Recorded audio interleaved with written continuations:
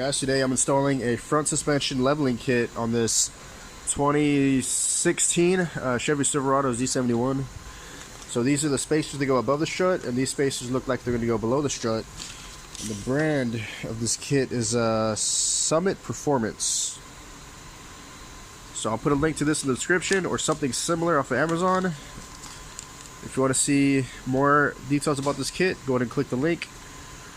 So let's get started. I'm going to start by taking the wheel off.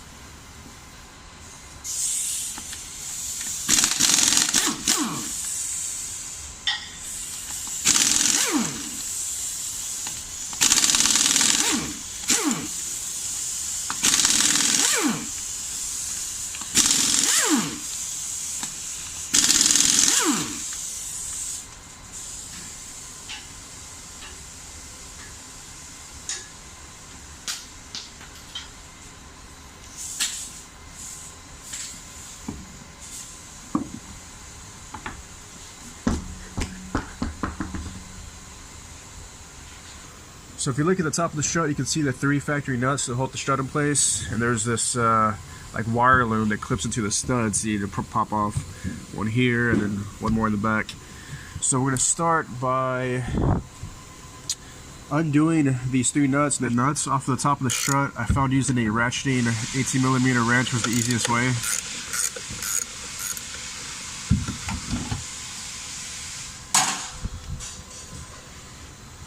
So this is the last of the 3 strut nuts on top.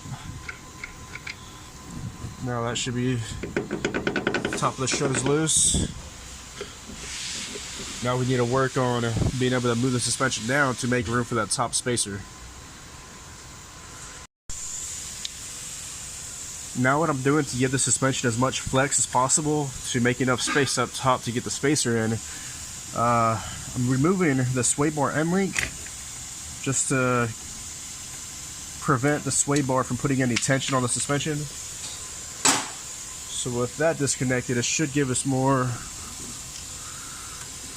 movement. Oh yeah. So that gave us a lot more movement down. I think what now is loosen the lower control arm bolts. I'm going to leave the top alone since those affect alignment. I am going to align it after I do the spacers, but I'm going to leave them alone for now. Now, because the instructions say so, I'm going to remove the tie rod. It was a 21mm socket.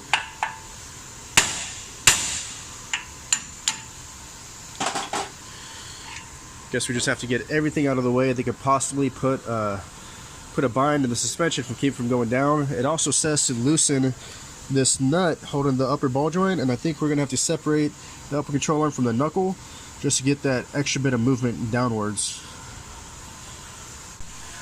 After popping the top ball joint loose, the entire knuckle released and lowered down. So lowering the lower control arm bolts did help. And make sure you undo this ABS wire before you break this upper ball joint loose, because it will put tension on it. Ask me how I know. So from here, I'm going to go ahead and install the lower and upper spacer and work on putting it back together. So right now I'm working on installing the lower spacers. It's just like this giant C. Just gotta line up the bolt holes. It's making sure the back side of the C is facing towards the inside of the truck and the open end is facing out. I'm gonna go ahead and bolt this in. It's just 2 15mm bolts, and then I'm gonna work on installing the top spacer and figure out how I'm gonna raise the lower control arm and line up the studs, along with mounting the upper ball joint back up. Yeah, I've got the bottom part of the strut mounted. I'm gonna work on installing the top spacer. It looks like in the recessed parts of the spacer, you use the factory hardware, and then for the aftermarket studs here, use the supplied hardware in this bag here.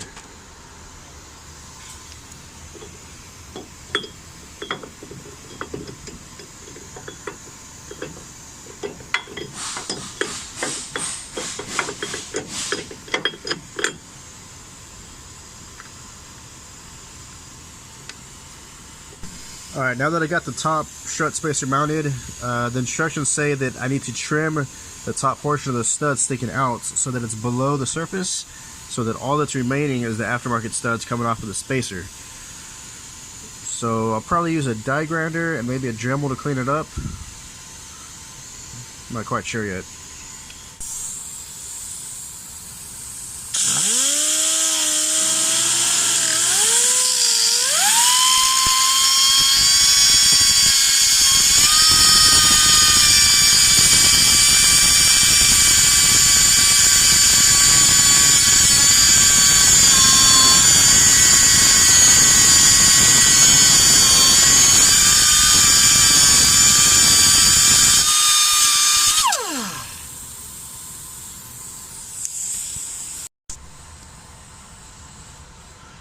So this is what I'm doing right now. I just have I lowered the truck closer to the ground.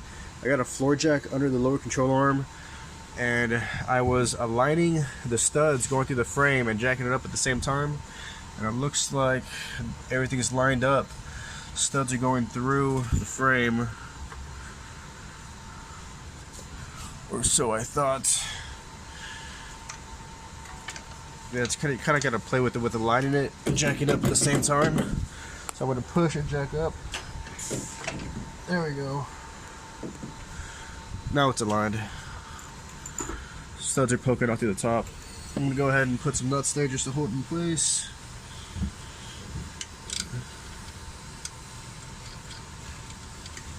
And then after I get this top part of the strut tightened down, I got to figure out how hard it's going to be to reinstall this upper ball joint here. Now, as far as getting the upper ball joint back together, I found the easiest way is to get a pry bar and wedge it down through the control arm, and I got it kind of wedged under the bolt here, and just pry it down into the knuckle. And then after I do that, I'm going to see if I can get the nut on there.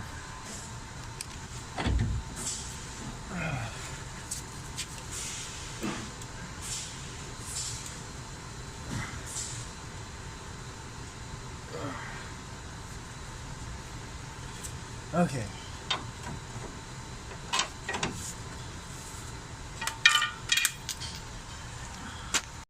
Now, with the combination of jacking up the lower control arm and prying down on the upper to bring it together, I was able to push the stud far down enough to release tension and be able to tighten that nut.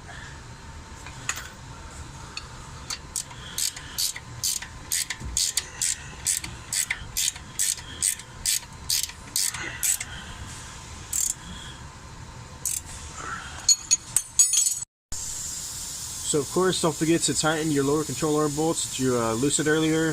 Reinstall your tie rod with your 21mm nut. Resecure your ABS line right here in this clip. Reinstall your sway bar end link. It's 15mm top and bottom. I think that's about it. Just for research purposes, I'm going to put the wheel back on and lower it and see what this side looks like with the leveling kit versus the driver's side, which is still stock. So here we go. The passenger side has the lower and upper strut spacer. Driver's side is stock, and it's got a serious lean going on. I don't know if the camera can pick that up, but it's definitely leaning. So I've got a cheap little tape measure. I'm going to measure left and right, see what we're looking like.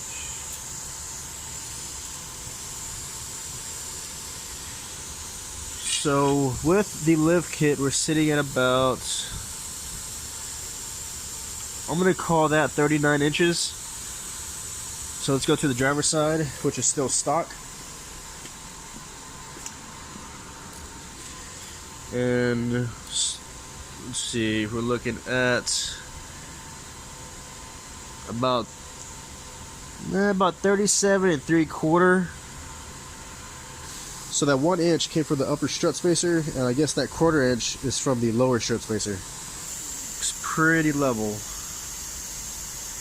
I'm gonna measure the back now.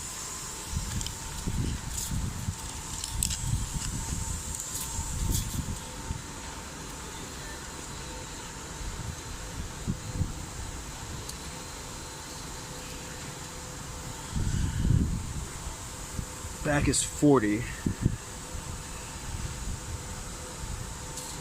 So it's still 1 inch taller in the back, even with this 1 1/4 lift in the front. So on the passenger side, I cut down the studs with the strut still in the truck, but on the driver's side here, I went ahead and just completely took it out. It's easy enough. You're right there just to remove it all the way. And I'm going to go ahead and trim the studs while it's uninstalled. It'll be a lot easier to get a flush cut instead of cutting and then grinding down flush. Alright, so here are the final measurements after the leveling kit install.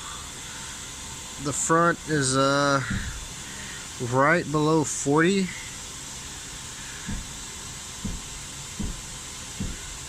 Let's go to the rear.